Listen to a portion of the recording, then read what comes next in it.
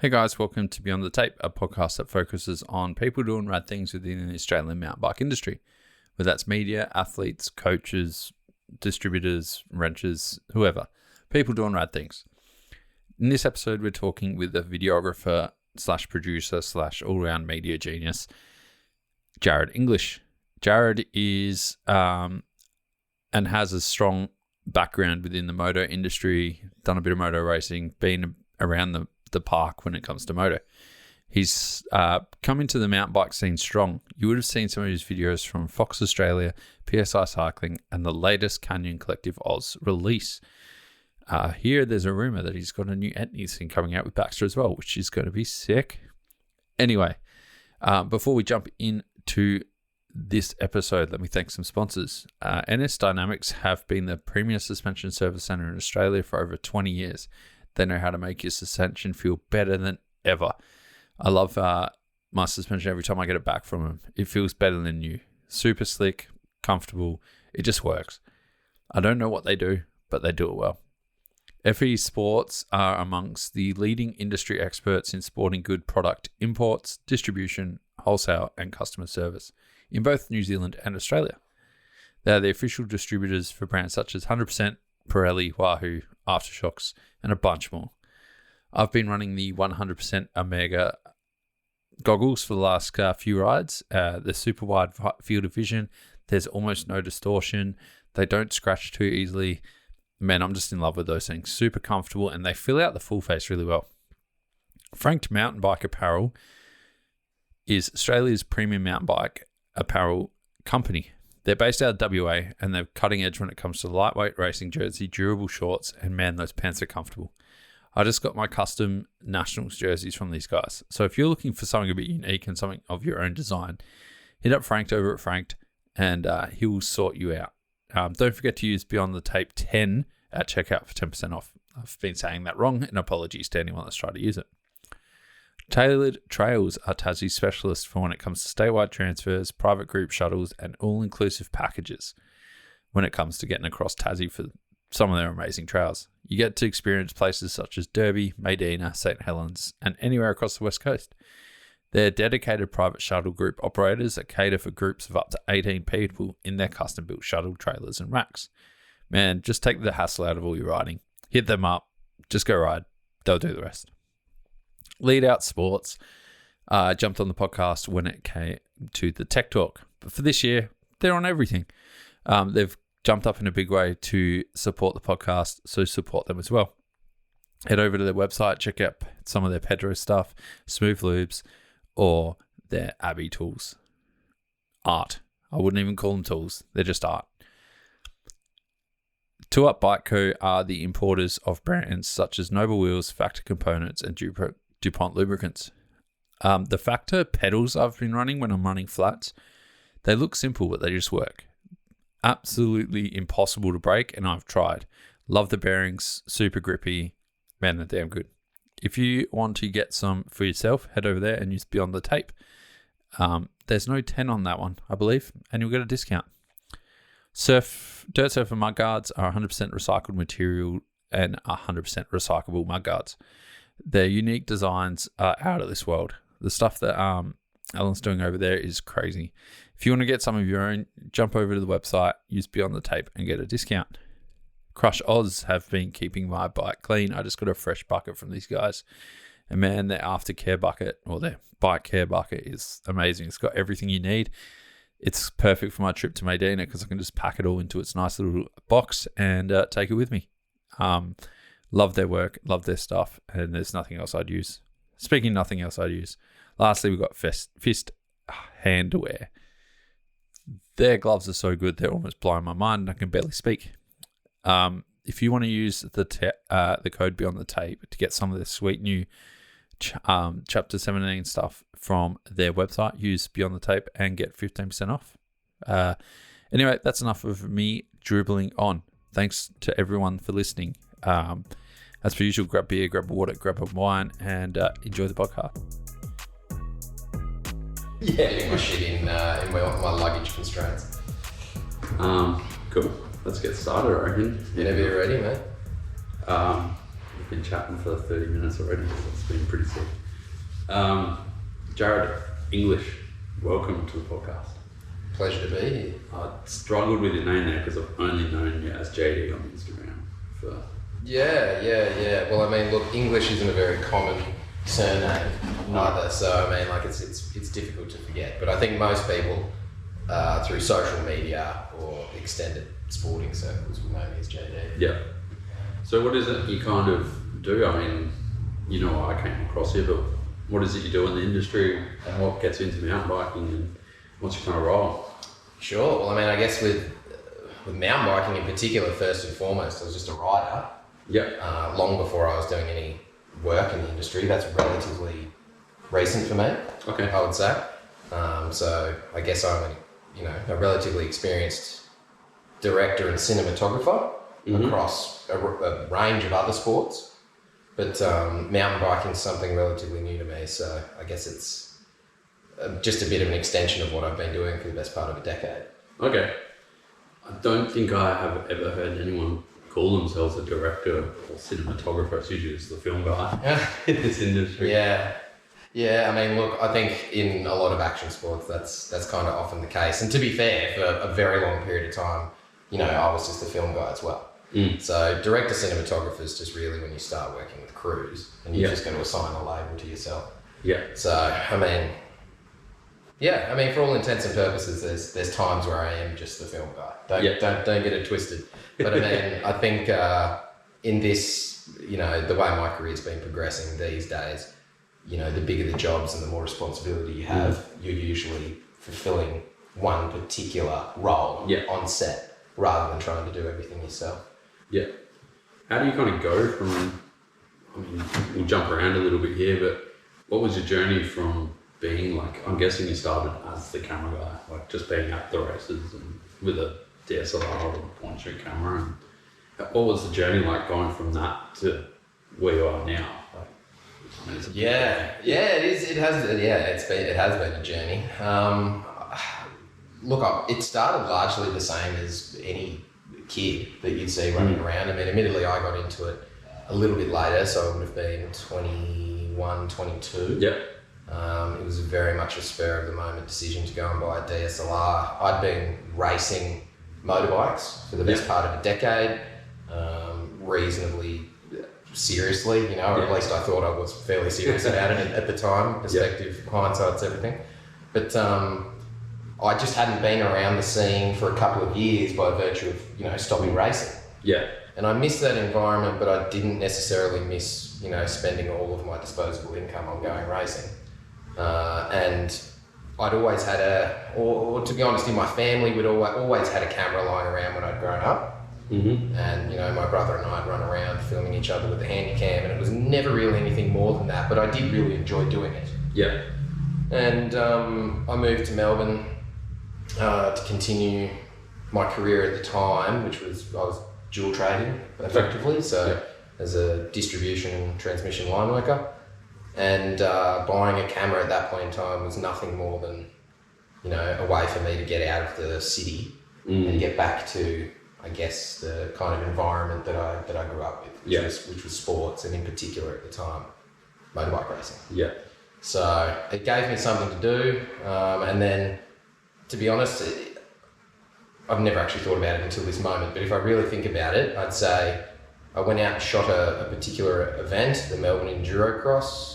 The first weekend I got the camera, and in the early days of YouTube, when the algorithm was in everybody's favour, the video it had some success if you deem views a success. So it went quite well, and I think as a result, I think it gave me the confidence to continue doing it, for fun, but also opened my eyes to, I guess, how far a good piece of content can stretch. And the kind of doors and avenues that can open up for you. So, especially back then with YouTube, like it would have been in its infancy, right?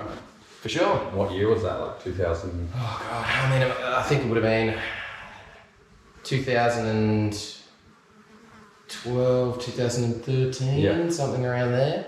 But I think, look, it was a completely different game. I mean, I'm sure we'll get into it into it later, but now that I know a lot more about the marketing side of content. But at the time, look, it wasn't difficult to do a video and for it to go far and wide. So I'm kind of envious, to be honest. If I had the skill set I had now and the platform that existed back then, it would have been nice. But but I mean, that being said, look, again, like I don't think I'm not sure that I would have continued doing it with the same sort of fervour if it wasn't for the fact that, you know, when you put content out into the world a decade ago, it would achieve some level of success and people would be interacting with it, and it didn't just get lost in the abyss. You know? So I was lucky. What was the sole reason of buying a DSLR was to get back into the community and stuff?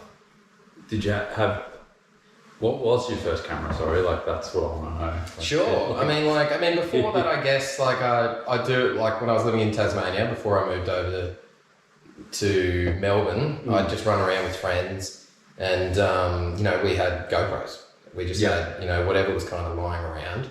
I guess the first camera that, the camera that I started earning a paycheck off, I guess you'd say, or started, you know, gaining clients through was a 5D Mark II. Yeah, cool. And I remember loving it at first and then quickly hating it because I didn't have slow motion. Yeah, okay. But ironically, like when I look back on it now, it was probably the best thing for me, because I think, you know, that's kind of the further you get down the line with cinematography in particular, the more you start to steer away from slow motion. So it's ironic how it's kind of come full circle a little bit. I think these days anybody can go and buy a camera and it's, you know, they really have very few limitations at a very reasonable price point. Yeah. And so people kind of have the ability to do whatever they want, but I think having that sort of creative constraint forced me to, you know, I guess kind of compensate, you know, in fields like motorcycling where, you know, people at the time were, you know, if you had 100 frames per second or 50 frames per second, and you basically, if you had slow motion, you know, people deem that as having some sort of production value. So to not have that, I was compensating by actually trying to learn how to be a good cinematographer, I guess. Yeah. The clay border effect, right? Sure. Yeah. He was in everything he does. It's got 6 slow-mo in it, but like, everyone wanted to do that thing at that time, right? Like, yeah, and it goes in waves. I think with equipment, it's certainly in my line of work, you know, it was the same when gimbals came into effect and people would shoot their entire video on a gimbal, and then drones had largely the same effect, and I'm sure that'll carry on. But I mean, ironically, the further you get along, the more you start to, I guess the simplicity starts to appeal to you a little bit, you know. Keeping the main thing, you know, what's the subject material? If it's a bike, you want it to look fast. That's what's so impressive. That's what I want to see is just, for example, zooming back to this pin like that. Sure, yeah. And I mean, I think that's why people sort of lean into quote unquote shredders. Right? I think that's why people love them so much, is they're a little bit more of an accurate representation of what's actually going on when people are out on the trail. They can put themselves in that position and imagine standing on the side of a hill and watching someone flying down there. Whereas with everything's sort of perfectly manicured and in slow motion, it sometimes actually takes you out of it a little bit. But to be fair, I mean, don't get me wrong. All of those things have a place, and I'll still use slow motion. Don't worry about that. But I think it is interesting as time progresses, and just more than anything, you've just got the tools to be able to do whatever you want. You don't have those constraints really anymore. Oh, get a phone. Sure, Shoot a sick video with a phone. Yeah, absolutely. I mean, a lot of the most popular video, I contend with this all the time, because, you know, it doesn't really matter. You can have quite a big budget for, you know, some of the more commercial work that I do. But if your sole goal is to just achieve a view count, you can do that on a phone. If what's happening in front of your phone is, you know, particularly impressive, you know, you can reach millions of people just with your phone, you know, and sometimes you can have the most polished, beautiful piece of content, and it doesn't achieve anywhere near that kind of reach. But, you know, it's horses for courses, because, you know, you're not exactly building faith in a product or a service with iPhone content, and that is the difference. I think sometimes people get a little bit mistaken about that. Views views are very important, but they're not the main thing. The main thing is selling product, and so the video needs to service that. Is that hard to kind of mix the two in like mountain bike and moto? Like, because obviously if you've got a passion for it, you want to make it look as sick as possible, but you've got to sell a pair of shoes. Like, yeah, look, it's challenging. I mean, selfishly, certainly if you're a director and you're someone who wants to steer the vision, or just a videographer, and you want to steer the sort of bring your creative vision to life, then I think incorporating more blatant advertising will sometimes have the opposite effect to what you're trying to achieve. Yeah. But that being said, the reality is, and going away, stepping out of video for a couple of years and taking on a marketing role, and then coming back to video has really helped me understand that, you know, you're not getting paid. You're not really getting paid to just unleash your creative force. Yeah. There's an element of that. People are coming to you for that reason, because you are creative and you can sort of bring those visions to life. But at the end of the day, it's about a return on investment. It's not sexy, but you know, and the truth probably lies somewhere in the middle. If you're going for a successful campaign, it can't be too product oriented, or people aren't interested in watching it. Yeah. But you know, if you can have a beautiful, whimsical video that people watch and finish, and sometimes they don't even know why they've watched it in the first place. They don't know, you know, what the product is that's being advertised. Yeah. So, yeah, look, I think anyone who's doing work like I'm doing will have some sort of creative inclination, and they want to do something really cool. But in order to make it sustainable as a career, you need to have at least some kind of understanding about the back end, so to speak, the marketing side of things, and what the video is there to achieve. Yeah, exactly. Like, you put it so well. Like, there's not much I can add to that.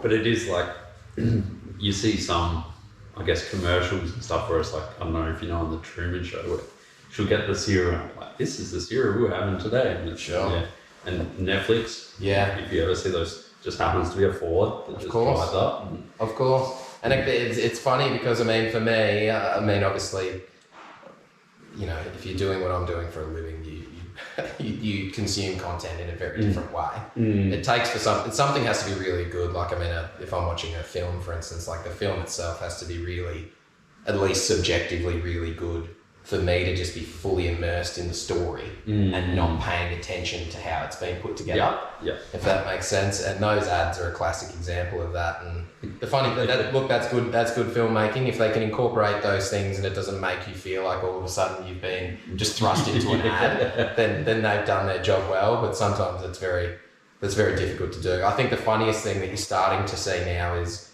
almost they're sort of they're taking the irony of those product placements and actually doing it on purpose. Yeah, I just did a piece recently with Ridemore. I'm helping them with some of their vlog content, and we had like a little Etnies piece that came on in the middle, and we made it so obvious that that's what we were doing, almost to take the piss out of the fact that those things happened in the first place. But you know, look, that's the commercial reality of things. You know, if Marvel is going to gain tens of millions of dollars from having an Audi in an Iron Man film, you know, they're going to be silly not to do that if it doesn't take away from the overall, you know, their overall mission, which clearly it hasn't, because they've had plenty of commercial success. So if you can toe the line and you can achieve both of those things, why not? It's just more financially beneficial. Oh, who's going to turn down $10 million? Driving an Audi up. Oh, man, that's chump change for those guys. So. This is true. You mentioned like you went away from like just film to go do the marketing.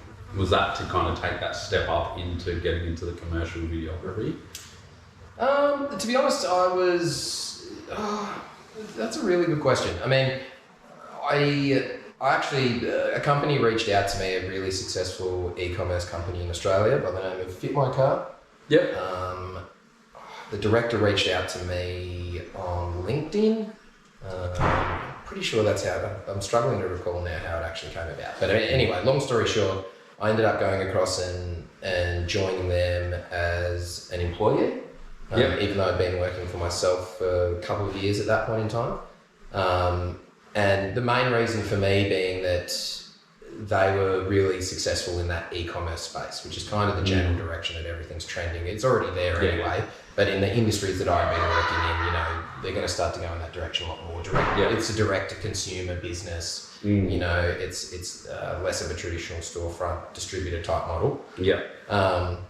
And I just saw the opportunity there that, you know, if you've got a company that's doing so well after just a couple of years and their whole model is direct to consumer online, then they clearly know and understand marketing as it pertains to the current landscape. So for me, it was just a bit of an opportunity, I guess. And I think, I think I'd always been reasonably savvy with the marketing side of content rather than just the production side, even leading up to that point.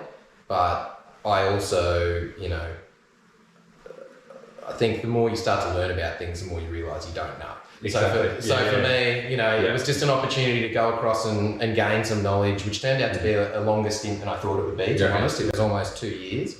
But coming back now into, you know, being a director or a quasi-videographer again, and having that knowledge, you can have conversations with marketing teams and you can relate. And also, I think you earn a little bit more trust that you're not coming into it just hoping to make the next piece for your show reel. You know, you actually understand that you've got a job to do. And look, I'll be honest that it's probably like any form of paid or unpaid education in that it has advanced my career 100%. You know, like I don't think, and I look around and I look at a lot of people who are probably better, like legitimately just better directors, cinematographers than me, but they don't have that understanding. And I think like just about every industry out there at the moment, you need to have a bit of breadth to your understanding. I think you can't be the days of kind of being a laser focused specialist. I think I don't want to speak out of school and I'm not an expert on the subject matter, but it seems like it's coming to an end a little bit. You want to have the thing, you know, keep the main thing, but you need to understand how, you know, the industry that you're working in at large, you know, how that sort of role that you're performing impacts the next step or two in the supply chain, so to speak. So, I mean, for me, that's what it was all about. It's not particularly like sexy or exciting. To be honest, marketing is a lot more numbers driven than I thought it was. It's brutal. Sure. But I mean, but that being said, I mean, I think it's something I never thought would be like really exciting for me, but now, you know, I really get my kicks from it. If I can work in with a team and I start to understand about how it's actually impacting their business, you know, like that's kind of the yardstick for success, you know, campaign or relationship with the client for me now. I think a lot of people look at marketing and they think of Mad Men or something like that, and you're just getting drunk all the time. Oh, I wish. How good would that be? Yeah. I mean, well, mind you, I mean, we're making it look like that right now. It's just all fun and games. We don't actually do anything. We just drink whiskey all the time. But apparently, no, I mean, unfortunately, I don't bust out my 3-piece suit that often on set anymore. But you know, if given the opportunity, you know, if I wasn't working in outdoors so much, maybe I would. Just in your wingtips out in the forest. I got to start building my pocket handkerchief collection.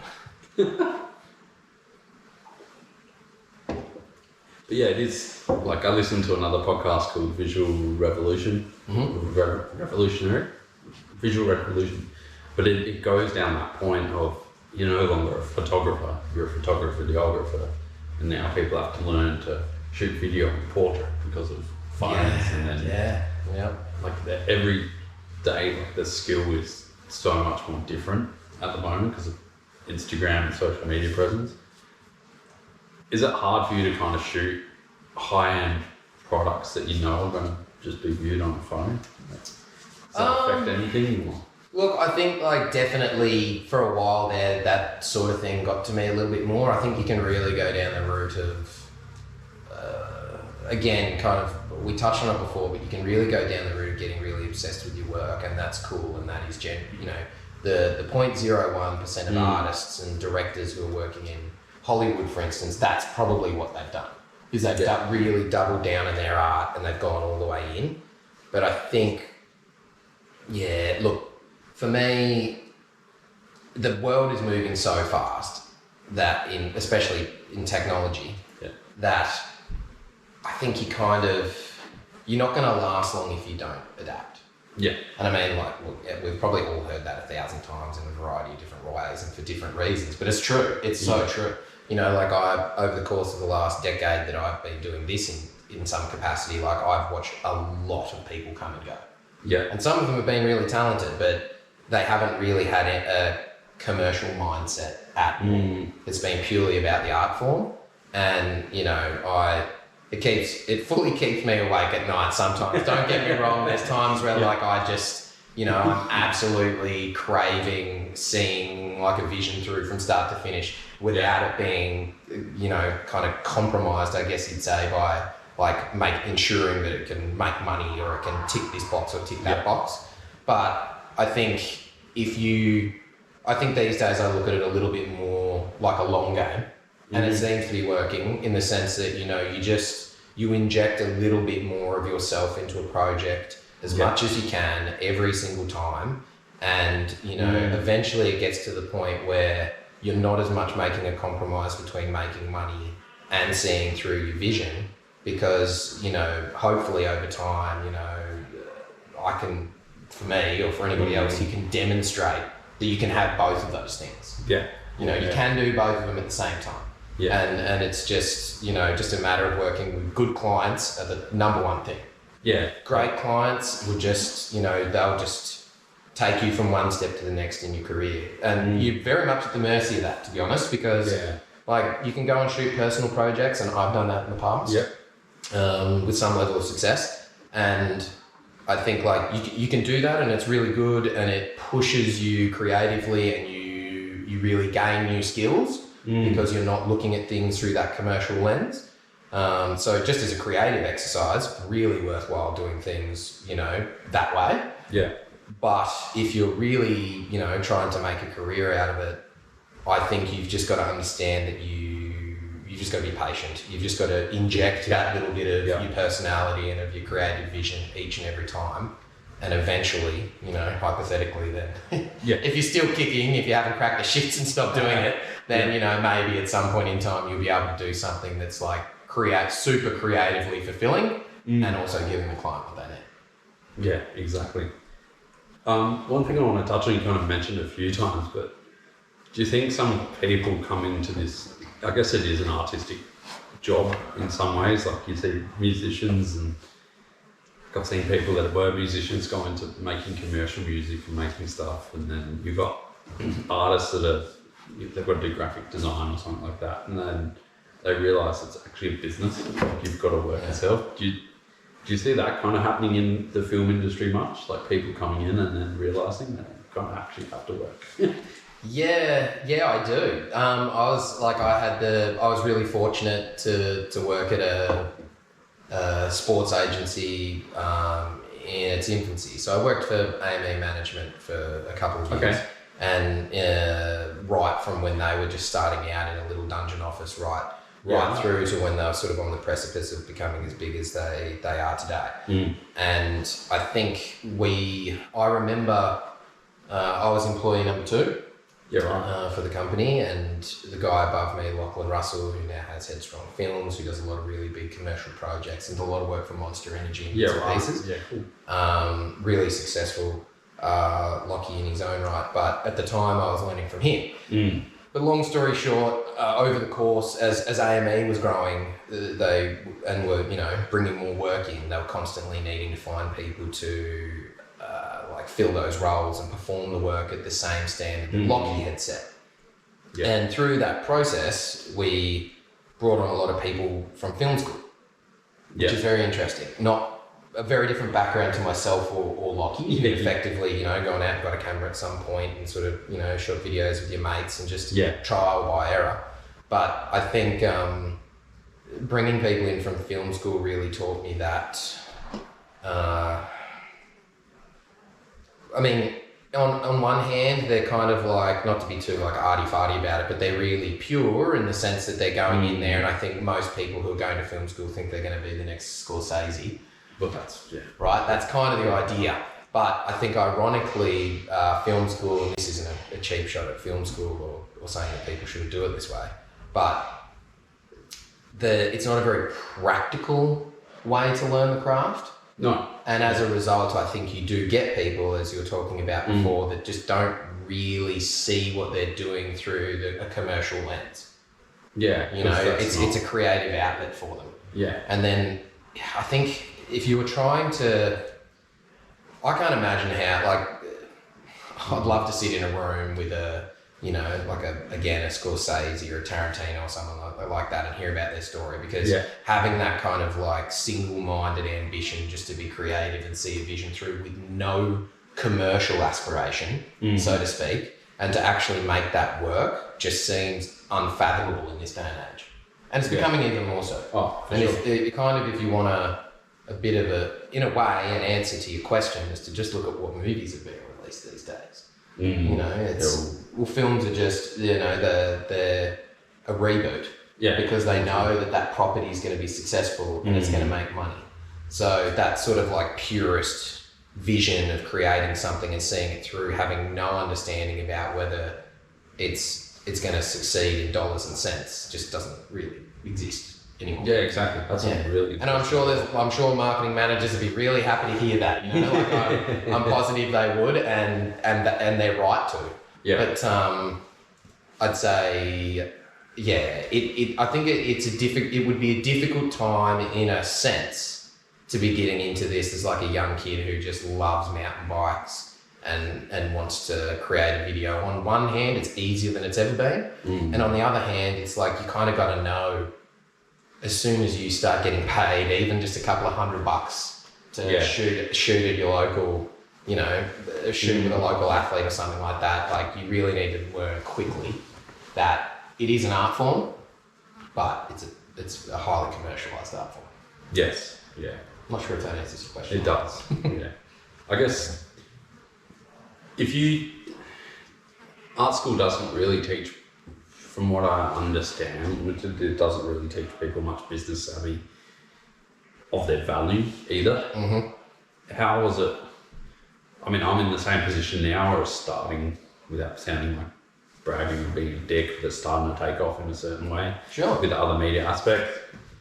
But like, I don't know, like to me, I'm very self-deprecating, so all my stuff I take is shit, and I don't really care. You're an artist. That's your life. And then literally last night, editor of Revoke gives me a bit of shit because I'm giving my good photo away for free on Instagram and stuff. And he's like, I want to get that. And I'm like, oh, whatever. Yeah, cool. I didn't think you'd actually want it, so I just chucked it up there. But where I'm getting at is, how did you kind of know what you're worth, and how have you developed knowing your prices for the service that you provide? Because it is a service, right? Sure. Yeah, I mean, look, to be honest, when I first went into business for myself, I'm hoping you can bleep this out, but like basically I fucked it up in every way imaginable. Swearing's great. Right? Yeah. So look, I did. I fucked it up in every way imaginable in the sense that when I was outside of AME, I knew people and could work for good companies, but in order to kind of generate that work for myself, instead of through my reputation or through, contacts that I made through the agency, I was underselling myself completely. And in hindsight, it's a really difficult question to answer, actually. I thought about this a lot because, like, when I have people ask me about this, it kind of just depends where you're at in your career. Like, I think, on one hand, I think people need to be charging what they're worth all the way, if that makes sense, from when they start to when they become experienced and can offer a polished service. And the same with athletes as well. But by the same token, in all reality, like, sometimes if you were really strict on what you're making in the beginning especially, you just wouldn't get a foot in the door, and then you don't get traction and things don't snowball. So it's a hard question to answer. Like, I'd like to think everyone should charge what they're worth. I do think sometimes, I think more often than not, people who are just starting out will undersell themselves even beyond what I'm talking about. Yeah, for sure. Athletes are the same, I'd suggest. Like, I think, having an understanding of what your audience is worth as an athlete, having an understanding of, you know, what your service is worth, even when you're starting out, if you're a content creator.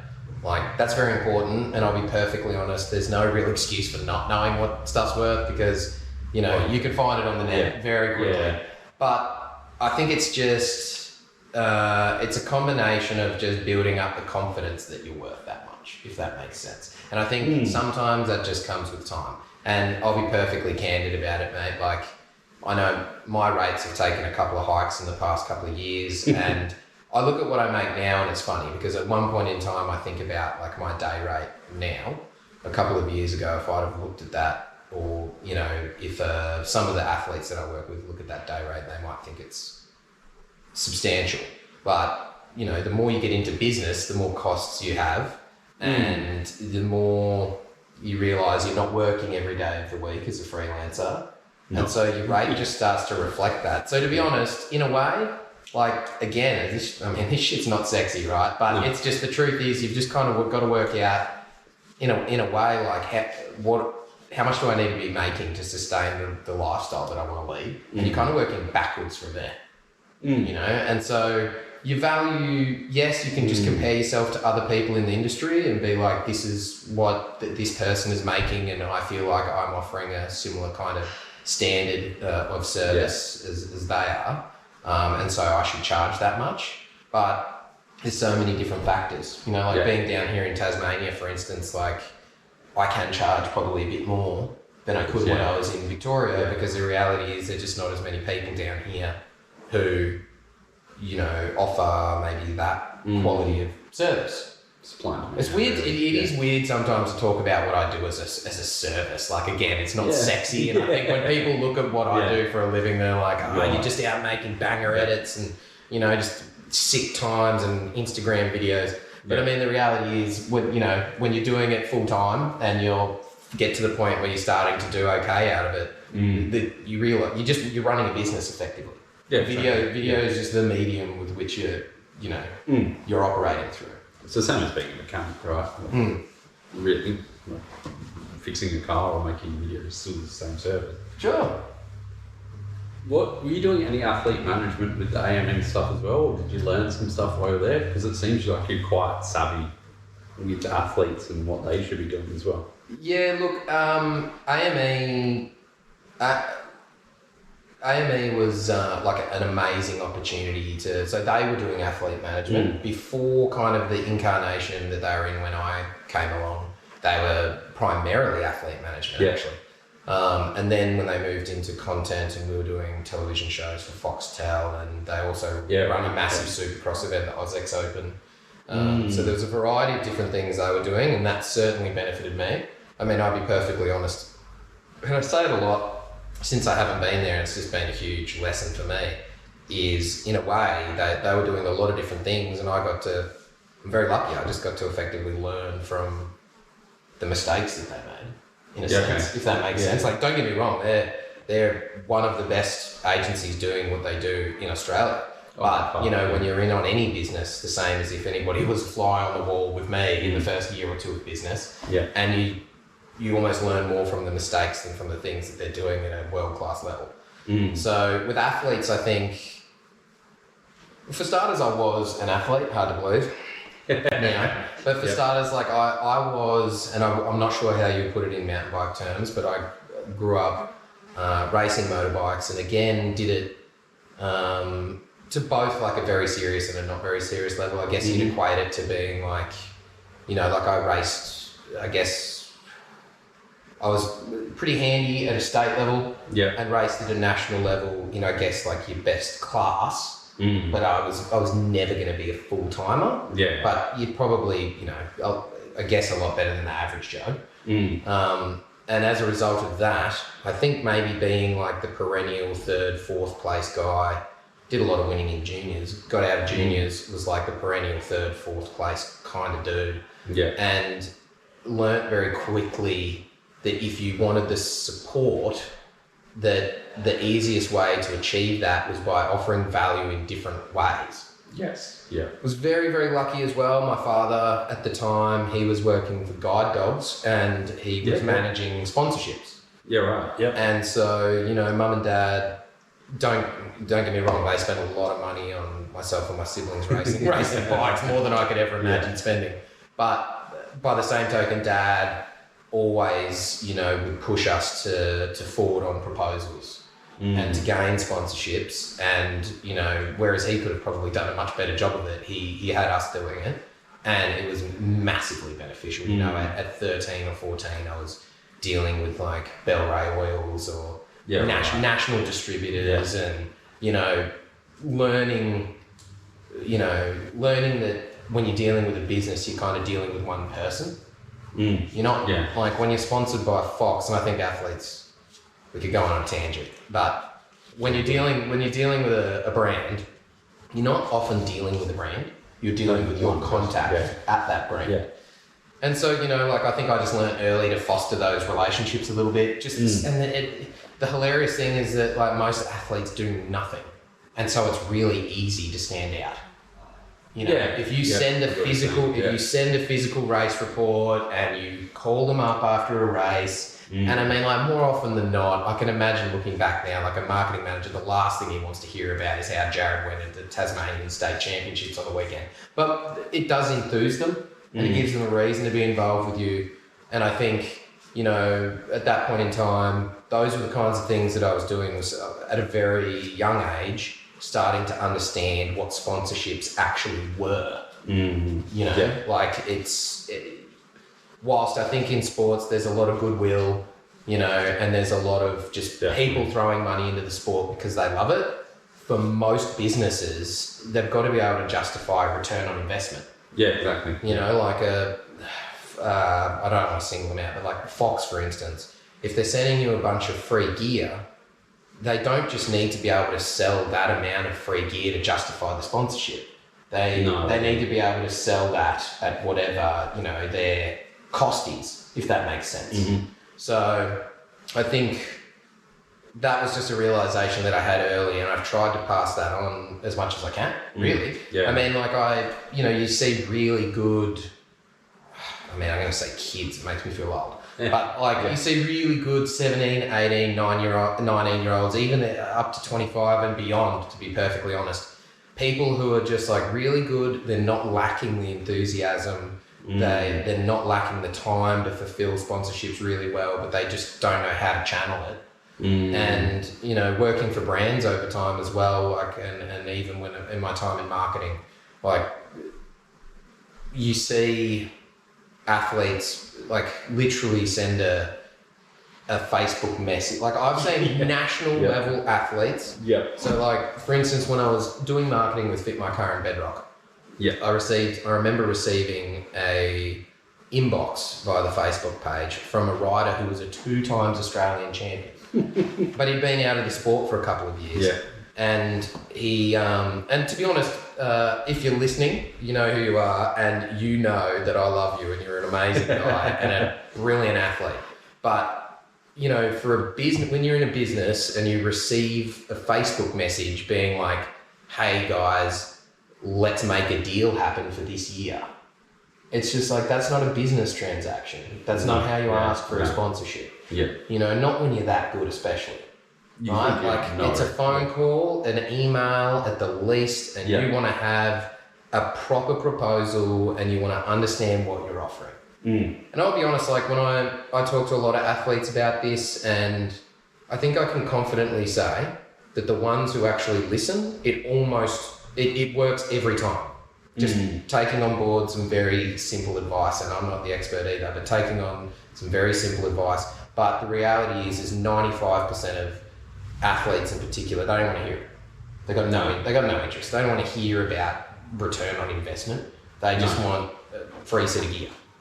You know, and that's cool. I get that. But, you know, I think if you are an athlete, you really need to understand that I don't think there's a single distributor or brand on the face of the planet now worth being sponsored by that will sponsor you without a proper proposal and a plan and some detail of what you're going to do for them in return to justify the money they're spending on you. That just doesn't exist anymore. Those days are gone.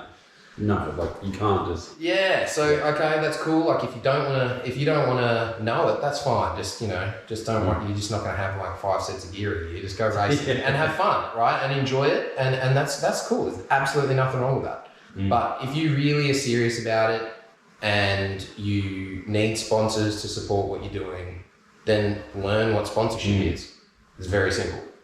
Yeah, and it's a very basic premise. Sure. And it's not just, I can't believe the amount of, I've seen it now personally, but you see like some of the messages that people get, it's like, and I mean, I've done it, it's happened, I've sent a message late at night, I forgot to change something, but they'll send a message to a company and it'll have other companies' names in there, like they'll send something to Michelin, and it'll be like, dear Max's. Oh, yeah.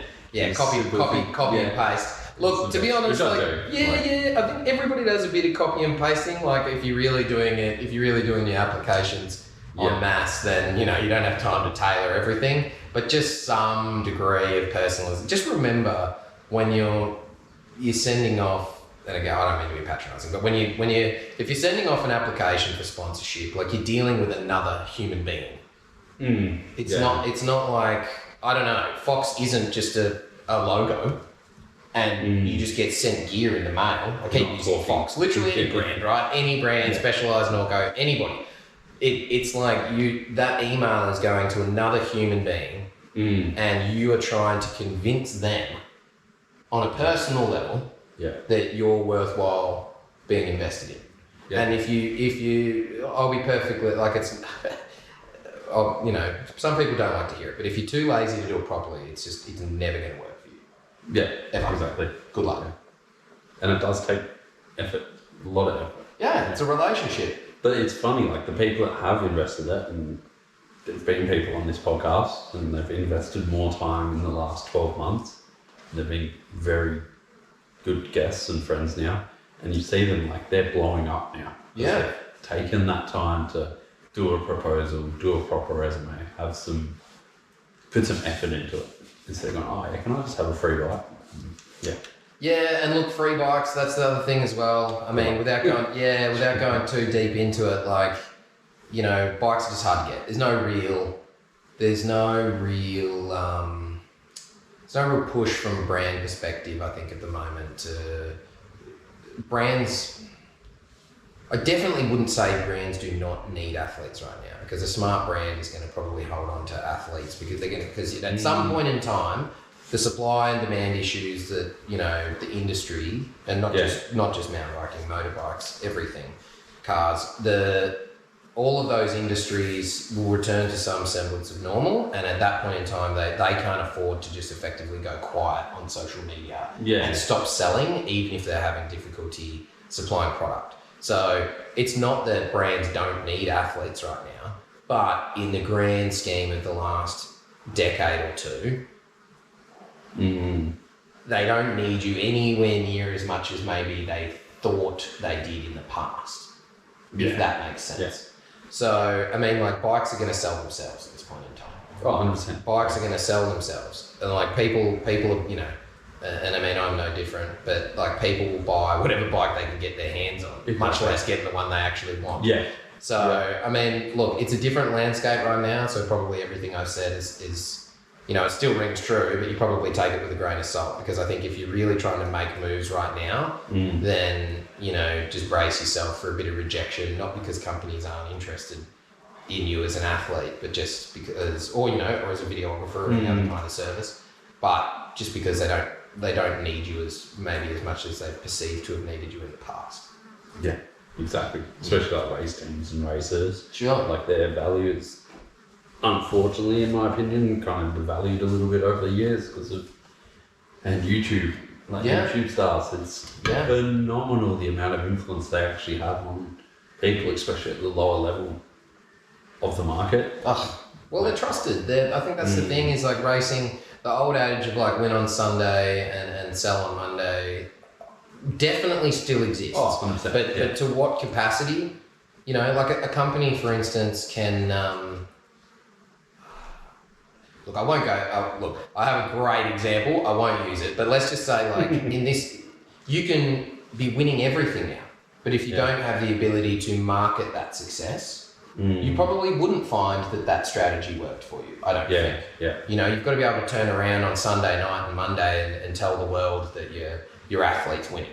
But if you were just solely focused on the purist side of things, rocking up and winning races, and you weren't channeling that into some sort of marketing strategy, then I think it would have limited success personally.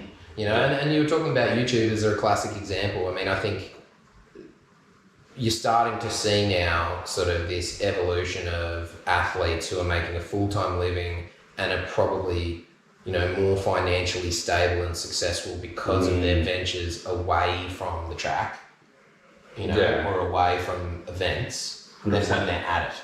And look, on one hand, I was a racer myself, right? Like, I have that purist side in me. Like, I tune in for Supercross and I watch the Worlds, right? Like, I watch all that shit and I love it, and you love to see someone who's out there winning and doing really well that way. But when you get into the game that I'm in now, or even yourself, you can look at even world champions and you just think, you need to keep winning, because when you stop winning, that's it for you. Like you're not offering value beyond that. But then you can have a guy who's had some success, or a girl who's had some success, and is more of a complete package, and they can oftentimes carve out an entire career for themselves after retirement based on everything else that they're doing. 100%. But I feel for athletes too. I've got to be perfectly honest. Like, it would suck. Like, I remember when I was racing motorbikes, and look, it was a very short-lived period of time that I thought I could maybe make something of it. But during that time, the last thing I was really thinking about, like, yes, I touched on it before, I wanted to service my sponsors and do those things, but I wasn't thinking about my personal brand. No. And I think when you've got that laser-like focus as an athlete, it would be really hard to do both of those things. Not everyone's Roger Federer, right? No. You know what I mean? Not everyone can just be like dominant for years and also just be like a media darling. Well, like Beckham. Yeah. Well, more often than not, it's the opposite, right? Like more often than not, you've got people who are winning all the time are so laser focused that they can almost be a bit abrasive. And I think in order to be super, I think it's a rare combination to have both. But if you have that, you're going to be fine. I mean, it is funny, like, if someone's at a race weekend, I expect them to be racing. Like, I know that they're focused on one thing, just on that point. Like, sure. Like, I know I'm not going to go speak to Troy on Nationals Race Day. I'm not going to go bother anyone on Nationals Race Day. Like, of course. I mean, the ironic, the flip side of that though is, and I'm really lucky. I've had really good relationships with athletes in every sport that I've worked in over the years, and maybe being an athlete in the past has helped with that. I would suggest having some understanding of what their day is like for them when they're at their most intense. But I'd say that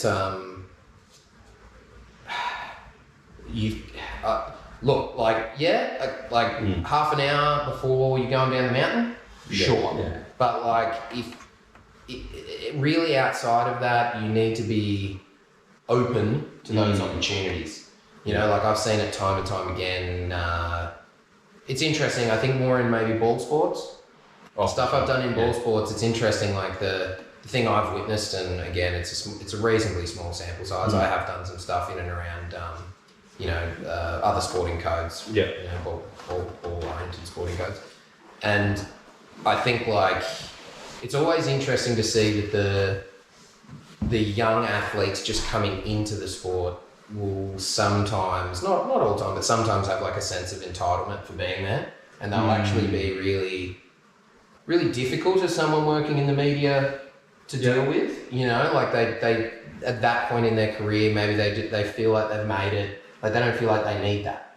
And the irony is, like, you work with really the best of the best athletes are oftentons, like, so in the past, for instance, when I was at AMA, I remember we were doing a campaign for Rexona. And we had like Luke Hodge from Hawthorn and Patrick Dangerfield, AFL stars. We had Jonathan Thurston, and they were some of the best athletes I'd ever worked with. And, you know, they're top tier athletes in their codes, but they all understood, you know, I mean, they'll make a paycheck for being there, but you know, so like you're gonna roll up to work with a smile on your face when you're making, you know, the good sponsorship money. Yeah. But, you know, they just understood the benefit, I guess, of working with brands and working with the media. Yeah. And how it's gonna, and you look at all three of those guys, and all three of them are having, or not, obviously Paddy Dangerfield's still playing, but the other guys, you see that they've got value post-career. Yeah. Because they get it. Yeah. That's a huge thing. Sure. Do you think all that experience that you've got from racing and doing those deals and working with brands and that aspects help your camera career as well, like your filming? Like, is that directly transferable across? Yeah, I don't know, I guess. I mean, maybe sort of like I was touching on earlier, in the sense that, like, maybe that's where the more underlying understanding that I need to be across the commercial side of things, maybe that's where that came from.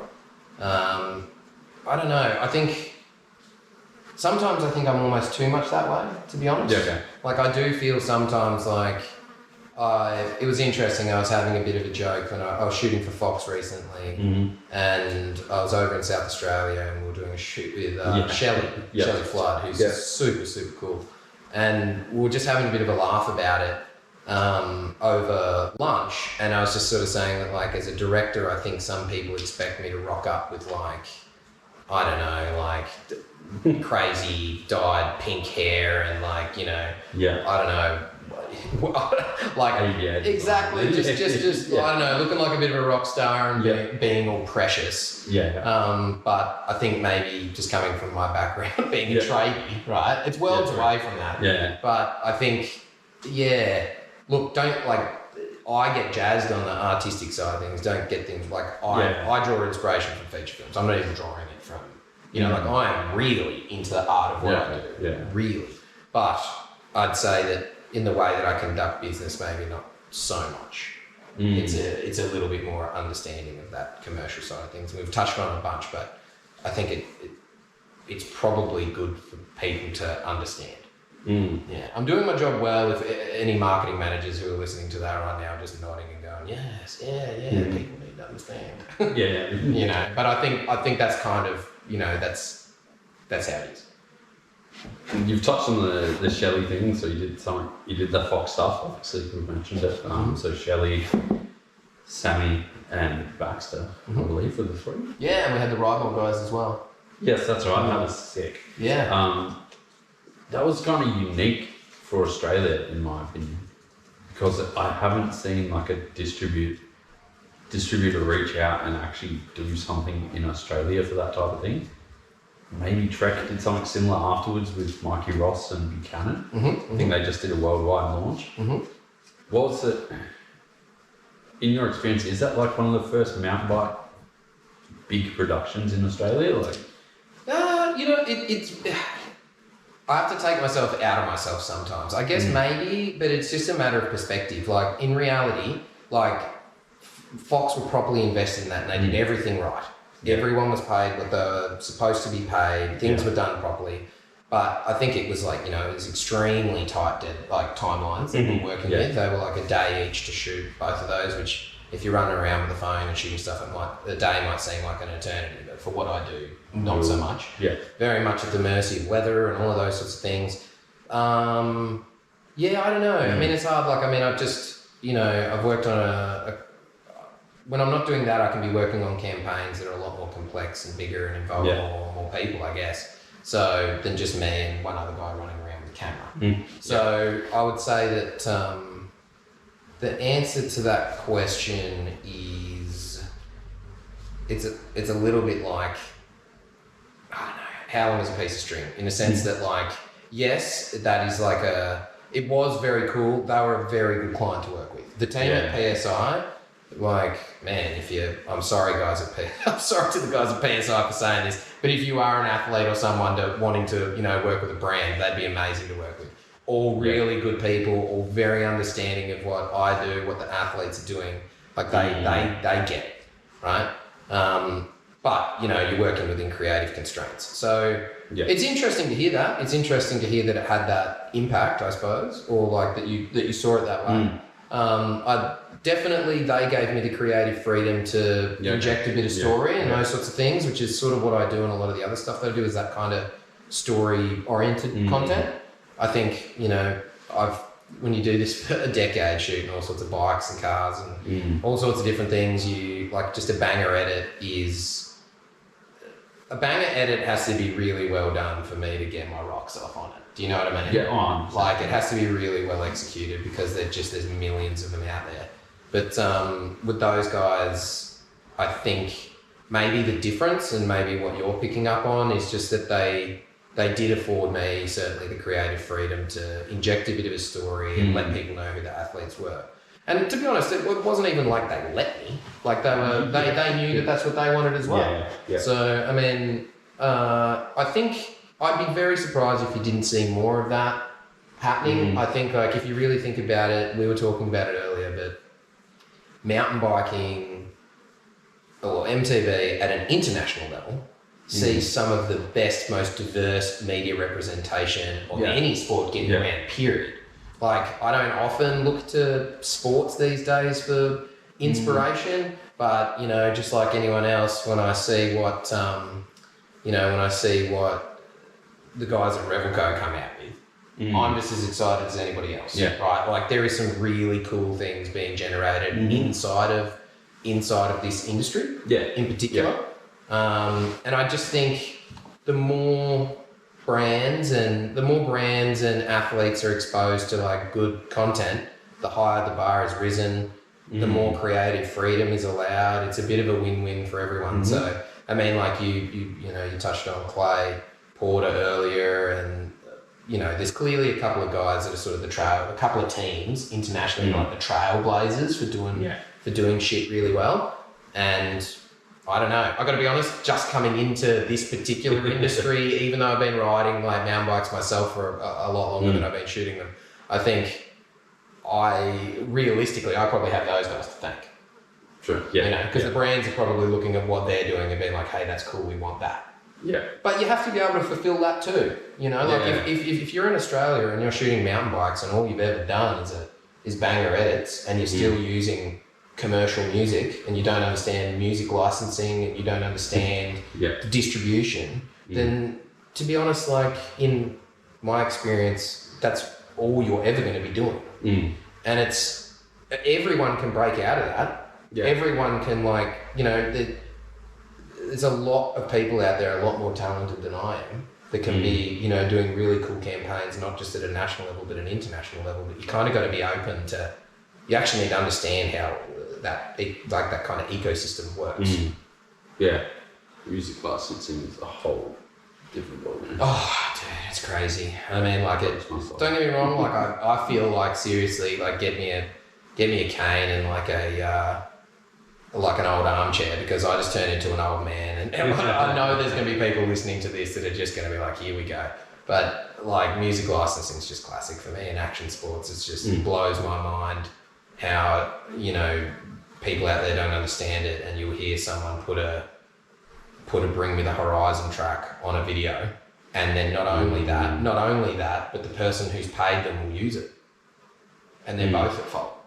Yeah, because a Bring Me the Horizon track could cost $250,000 to license. Yeah, and people get sued for it too. We'll do the real quick spiel of this, but like I know, look into Monster Energy when they use a Beastie Boys track. Yeah, okay. One of their suppliers used a Beastie Boy track. And to be fair, I don't know the ins and outs of it. And if you're working at Monster Energy, which is, Coca-Cola Amatil, then there's a chance that they use that track and the higher-ups would have even known they weren't supposed to, because they're used to spending that kind of money. Yeah. But they got sued for millions of dollars. Yeah, that's right. Yeah. And, if you're someone who produced that video, your career's toast. Right? So, yeah, I get it, man. When I'm the one, I edit my own stuff. Yeah. And so, even if I'm not on the camera for projects, I edit most of the stuff that I do, if not almost all of it. Yeah. And I get it, like trawling through like trawling through a bunch of the websites and the businesses that provide you music that you can actually use properly with music licensing, and finding stuff that's good is really hard and really time consuming. I would say honestly, I spend more time searching for music than anything else, any other part of the process. But, you know, you've just got to do that. That's just the real world. That's how it works. Yeah, 100%. Don't get me wrong, man. I wish I could just scroll through Spotify and be like, oh, this track would be perfect for this video. You know, sick. Perfect. Yeah. Doesn't work like that. I get the flip side though. Like the amount of money that artists make off Spotify is bullshit. Yeah.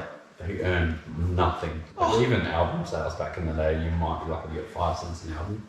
I think it was. Dude, that's the most ironic thing. Is like, it's, you know, even though I don't necessarily view myself as an artist, I guess objectively I am, right? And so I am an artist creating a thing. If I'm just using any track that I want, I'm just ripping off another artist. Yeah. It's kind of silly. Especially if you're doing it commercially. Sure. Yeah. That's a personal stuff. Oh, yeah. Don't get me wrong, the lines are blurred massively, and that's why people are confused about it. Yeah. You know, since YouTube really has become what it is now, it's like people will get away with it. People could get away with it their entire life. Yeah. Using commercial music, would never even notice. But the one time that you do get caught, it's not cool. And plus the other thing as well, probably the more important thing, if anyone's listening and this is actually beneficial for them, is the way to look at it is like most big companies that you probably want to be doing work with, they understand copyright law. And so if they're watching all of your videos and you're not adhering to it, you're not getting the job. Yeah. Right? Well, you'd hope they'd understand it as well. Sure. Yeah. What's it? I guess you're doing big commercial kind of jobs and you might involve actors and stuff like that, but then you've also got athletes involved. One thing I've always kind of struggled with, and unless the athlete's really good, like Baxter's really good, like a mate of mine, Cam Ryan, back in LA, so sick to deal with because they're just like, yeah, I'm tired, I can't do it anymore. Or they know what they want artistically and they're like, oh yeah, that looks shit. And you reshoot it. But how do you go about like managing athletes or managing talent on those? Yeah, it's interesting. Special skills, or I think as it pertains to like mountain bikes is always really interesting because like the first barrier you're always crossing is like for people who haven't done a video shoot before, it's not like you don't just rock up and ride all day like you normally would and I'm just hiding in the bushes filming you. Like it's very much like, let's hit this section. Okay, let's hit it again. And the funny thing I'm finding now, and I knew it would be like this because I ride myself, right, is it's not like being on a motorbike where you just turn around and ride back up the section and do it again. You know, like you like poor Baxter, you know, like, I mean, look, some riders, they know, Baxter is a great example. You use him as an excellent example. He knows exactly what he wants. And he's an artist in his own right, 100%. Very, like, he's a great athlete. All of his sponsors, I'm sure, think exactly the same. But like, he knows what he wants, and so he's just as fussy about the end result as I am, right? Yeah. But I think for most athletes, that's generally the thing that they're not prepared for when they go on a shoot. Is that it's not like going for a ride with the homies. No, you know, like you're trying to achieve an outcome. And they can watch 1,000 videos and not really understand how any of it's put together. And it's hard work, man. And like it's the same for like myself and people I've had on the jobs that I've even done so far within mountain biking. Motorbikes are very similar. Any outdoor sports, really, any sort of sports, is like you got to trudge up the mountain with a 20 kilo consider camera gear, right? Yeah. Like you know about it yourself. Even with a DSLR and a backpack, it's like if you're walking up and down that mountain all day, you're gonna know about it. Yeah. But I think that's probably the one thing I think athletes don't really expect coming into it. But I think, well, to be honest, most of them are usually pretty hyped. I mean, I think usually people are pretty stoked, unless they're riders that have done it a million times. But then, even then, if the like an athlete might have done a million shred-its before, but then rocking up to like a set where it's maybe a little bit more, like you touched on actors, Yeah. It's probably a little bit more like that, where there's there's a lot of different crew and there's a lot of things going on, and there's a producer there, and everyone's got the radios on. There's heaps of communication and coordination happening. Like, I think that then reignites the excitement. It's a bit more pro. Sure. I mean, I'd say that in the grand scheme of things, it'd be some tiny percentage of mountain bike riders in the world who've probably experienced that. Might be tiny. Like I'm sure there definitely are riders that have experienced that, but as an overall, percentage, I don't think it would be many. So I don't know. It just depends. I mean, with me, like my experiences with what I do is probably somewhere in between. Yeah. In Australia, you don't have the same budgets as an international campaign. Yeah. And so things are usually like, it's kind of like it's more an inflated version of videographer work. With some things, definitely not with everything I do, but it's more of an inflated version of videography work than it is a small commercial campaign a lot of the time. But there's merit to that too, because sometimes, like, if you are on a set with 5, 10 plus, 20 plus people and actors, it's pretty hectic. Yeah. And it's very, very regimented, and it kind of, as an athlete, I don't actually think it would always be heaps of fun, to be perfectly honest. It's part of the job. It's part of the job, and I think, like, people are always psyched when they see the finished project, right? Oh, yeah. Like, that's the thing, is just like, sometimes shit days are tough for everyone involved, athlete included, but it's literally like, that is the economy of it. Like, you put in the extra work that's put in on shoot. If you go out and you have your mate and they have their DSLR and you shoot and you're not waiting for the right lighting conditions and you're not shooting at certain times of the day and you're not spending a heap of time focusing on the composition of the shot, then, you're probably going to have heaps of fun, but you're going to have the same edit that's been done a million times before. Yeah. So it's all those things that are sometimes annoying and time consuming that make the difference.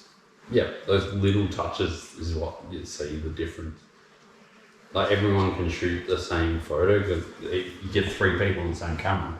They've all got the same quality of photo, but one of them might get the best shot because they're focused on all those little things. Yeah. And that stack is quite large when you think about it. Dude, it's crazy. Like, it's hard to explain, but when you're on larger commercials, right, like you can spend, well, think about a feature film, right? So, like, it changes all the time, but, there'd be days on feature films where an entire day would garner you 30 seconds of footage.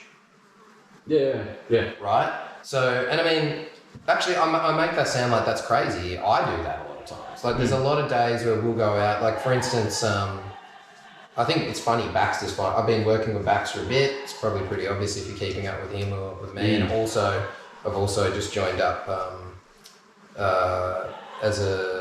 I'm going in as a shareholder with Ride, which are a company down here. And so we're going through that process as well. Yeah. But, like, if you really know what you want, some shots that you'd have seen in, like, mountain bike feature films and things like that, man, it could have been like they waited a week for the light to be right. Yeah.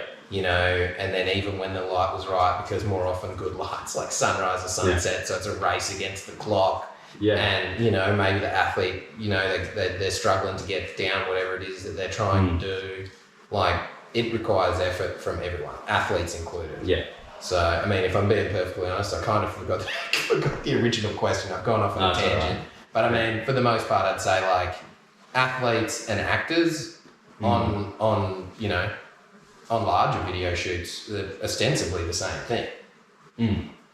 Yeah, exactly. Right? Well, it's funny you mentioned, like, the 30 seconds of film, because I remember I was an extra in Water Diviner. Right. They wanted people that looked Turkish, and it was paying a metric shit ton of money. And I was like, let's do it. Extra's a good gig if you can get it. It's ridiculous. Yeah, I know. But we shot from we shot from 4 a.m. till 5 p.m.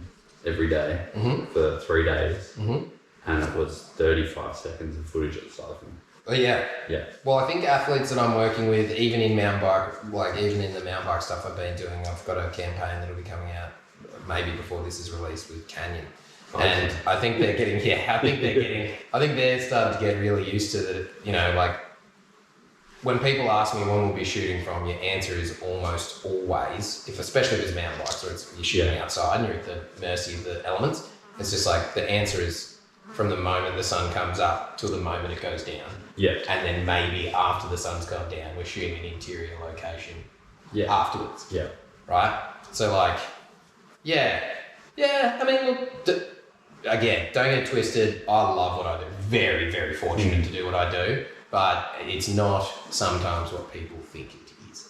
And everyone has hard days of work. No matter what you're doing. Literally no matter what you're doing. Right? Yeah. Like today. I'll be honest. I know, you're going to sit here and put up with my shit.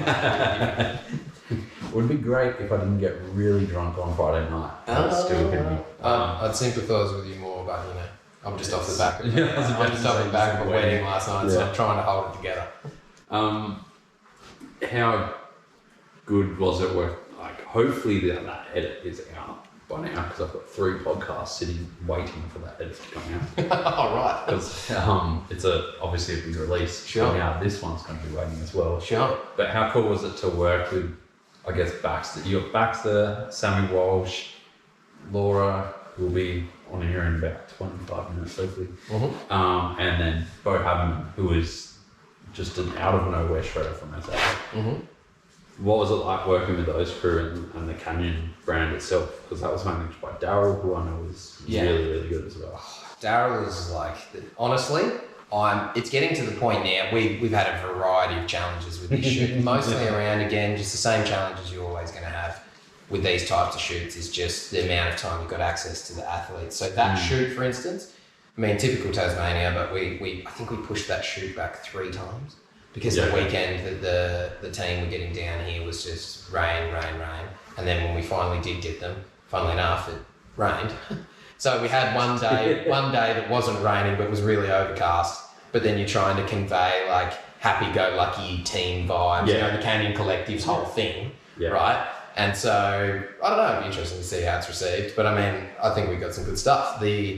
And Daryl as well, really, really good to work with. To be honest, I'm having a bit of a dream run so far. I think between PSI and Daryl, my introduction into this industry has been great. So is it Lockie at PSI that you're dealing with? Or So I've been dealing with Lockie and Riley have been my touch points mostly, but I also deal with Nigel, and they're all just completely legends. And but Daryl as well, just so easy to get along with and no nonsense. No, definitely no nonsense. No, but in a good way. Sometimes some of that faff's a waste of time. But the shoot itself was really cool. All of those, to be honest, I'm just having fun with it at the moment because when I go out on these shoots, I've only been riding mountain bikes now for maybe like 3 years, I guess. Yeah. And you know, like, there's definitely an element, I would say, my mates will take the piss out of me if they hear this. There's an element, I would say, that, you know, there's definitely a skills transfer from riding motorbikes. Yeah. No doubt. So like you're starting, the level with which you're starting at is, it's not like I'm just off training wheels, you know. Exactly. But by the same token, I haven't grown up with mountain bike riders, so I've grown up with motorbike riders. And when I go out, you know, like when we're out here at Maydena and I'm watching what they're doing, it's just like, this is just so cool. Yeah. And it's insane. It's crazy, actually. I think the funniest thing, it's complete departure, but it's just something that's been playing on my mind recently, is it's so funny that the jumps are smaller than they are, of course, like for motorbike racing and riding. Yeah. But, oh my God, when you're the one who actually has to jump them, they're a lot bigger. It's just outrageous. I think I'm more comfortable jumping 2 or 3 times further on a dirt bike.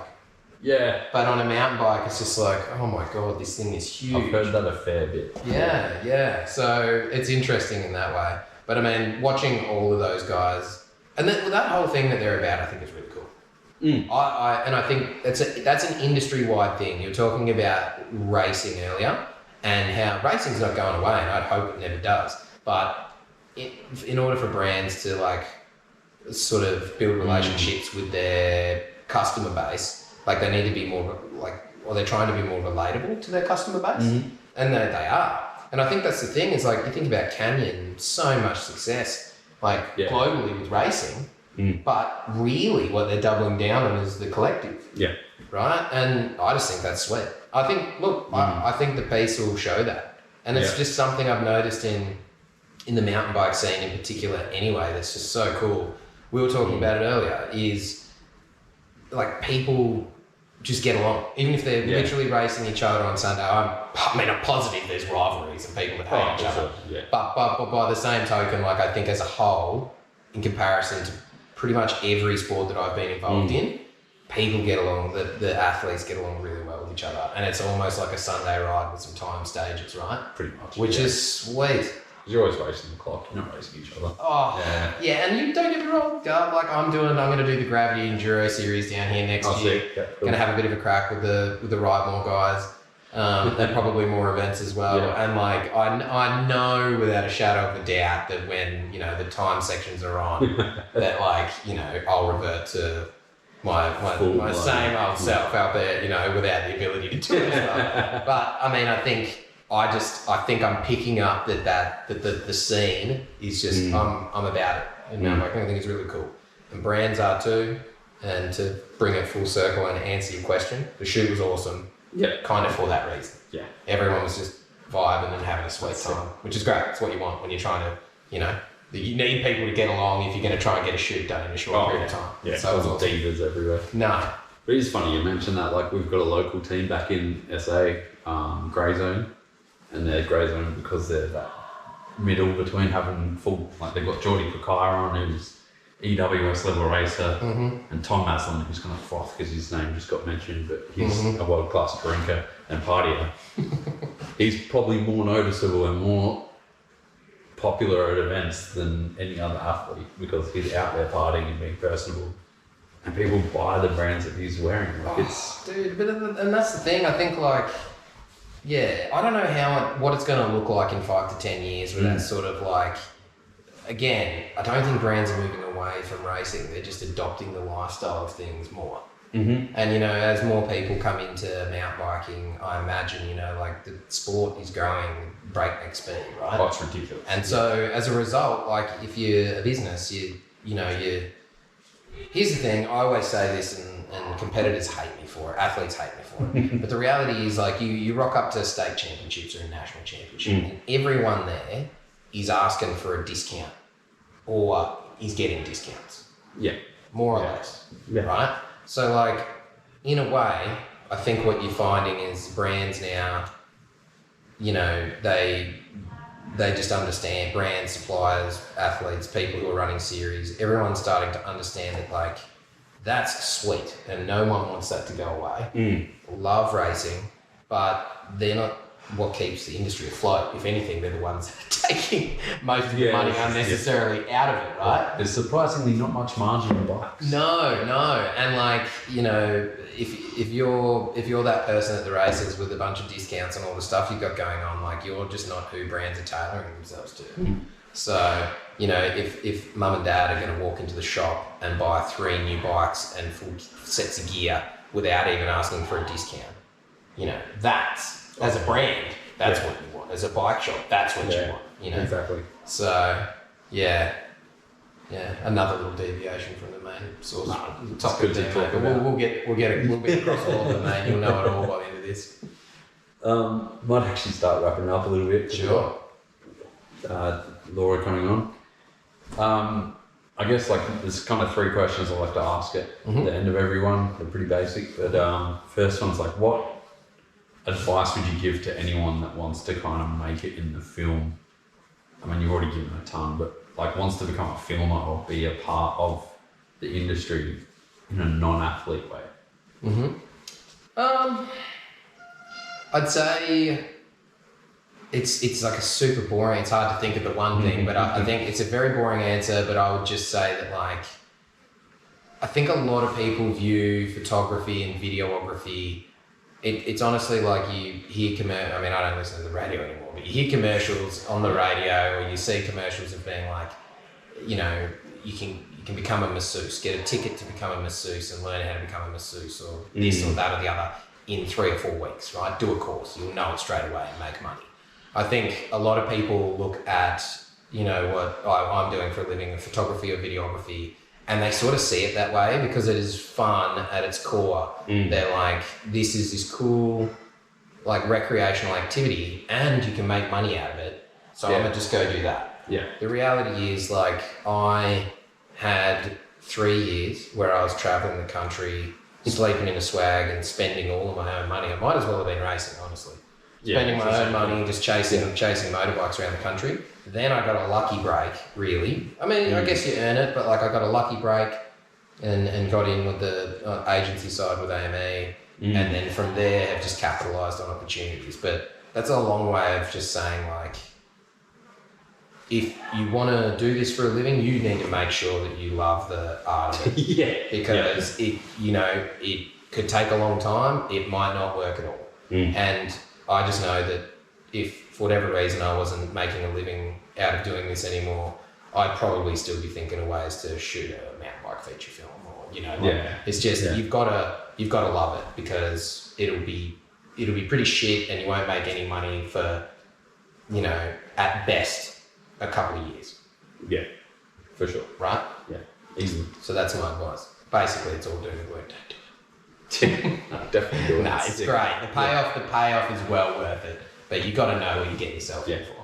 Yeah, it's no walk in the park. Sure. And that's why you see so many like peaks. I think like you see people come in full bore and they're like, oh shit, and they're just like out. Yeah, peter out. Yeah. Then I think like creatively, you can kind of get to like anything. You can kind of get to 75% of being a professional really quickly.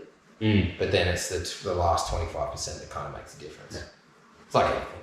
Yeah, exactly. Is there anything you would have done differently, or anything you think you'd change in your kind of path here? No, to be honest, probably not. I mean, look, like I'm extremely lucky. I mean, my number one goal for a long time was to just get to the point where I was good enough that I could transition my business down to Tasmania, where I'm from, because I love it here. And I've managed to pull that off. But I mean, yeah, actually, you know what? I've been reading a great book called Why We Sleep. And so the one thing I regret is the probably 10 or 15 years I've shaved off my life by pulling all-nighters and just working like a slave. Yeah. So yeah, that I probably regret a little bit. Yeah, I can't go with that. I sleep so long. Oh my God. Done. I know. Look, I've cut my life short. I don't think there's anything. There's nothing I can do now to bring it back. It's worse than a drug habit in some ways. Oh mate, 100%. Well, it is a drug in its own way, isn't it?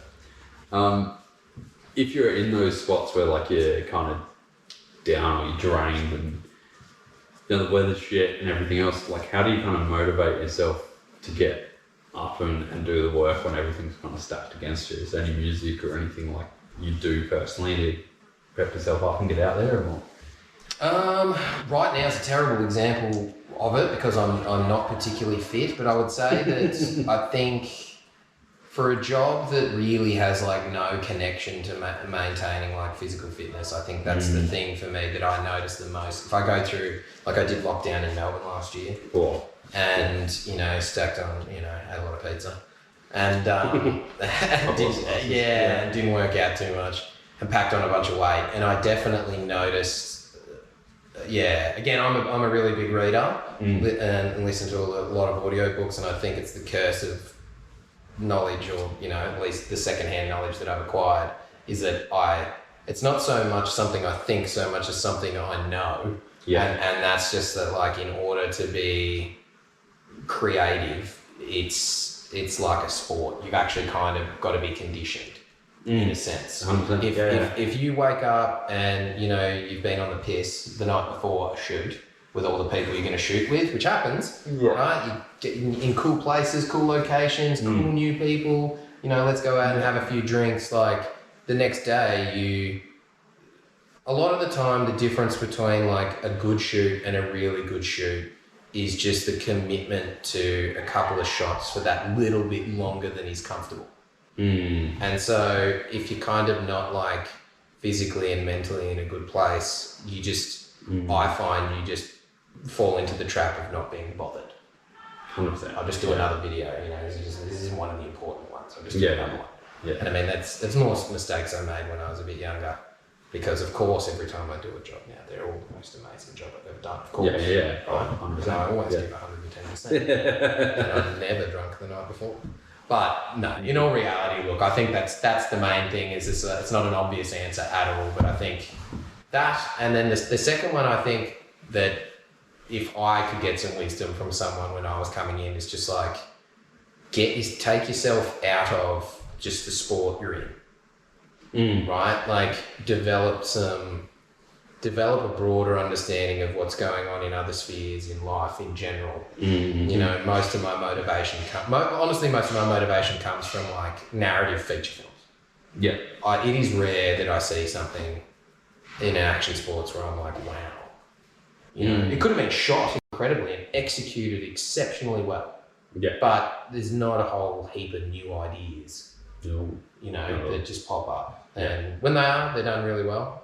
But I think that's my thing. Is just like, if you're a creative, broaden your horizons in terms of what you're absorbing, and I think it will show in your work. I think 100%. Yeah, that's funny because I've basically been spending more time on music sites, on fashion sites, car sites, everything like outside of bikes, because it's not stale, but it's kind of like you've seen it all before, right? Of course, dude. I mean, like if you're silly enough to be doing the sort of things that you and I do, you've probably absorbed everything within the industry. Oh, yeah. Do you know what I mean? You've seen it all, and you know, it doesn't change the fact that there's some cool stuff. But I mean, I think as an athlete as well, I just think in general in life, like I don't know, it's really benefited me way beyond just my career to just. It was almost like there was life when I was racing motorbikes, and then there's everything since. Yeah. Okay. Yeah. You know, when you're just doing the thing and you're so single-minded, it is really good life experience, and I look back on it and I would never have done it differently. But thank God that I'm not still just doing that. True. You know, just still in the scene and just completely immersed by the same shit every weekend. You've got to grow as a human being. Right? Occasionally. Yeah. Sure, yeah, every day again. I'm still waiting. Nah. Well, it's been an absolute pleasure. I've learnt a lot. It's been sick. Yeah, no dramas, man. Thanks for pleasure. coming on. I always love it when I kind of don't know much about someone and get thrown in the deep end. So. Yeah. Well, now I'm not a mystery anymore, right? So no one's going to want to interview me again. You know it. That's right. You heard it here first. There's only about 30 people that are going to listen, so it's all good. Yeah, it's going to be all of my relatives and my dog in the background. Yes, sick. Well, thanks so much, mate. Let's go get a drink and have a good time. 100%. Thanks, dude. See you, bye.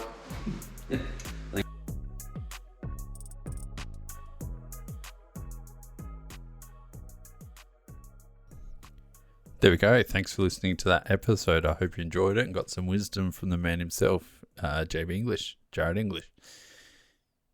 Make sure you follow him on Instagram and see some of the rad work he's doing across the board. If you're enjoying the podcast, make sure you share it with all your mates, your mum, your dad, your brother, your sister's uncle, which would be your uncle.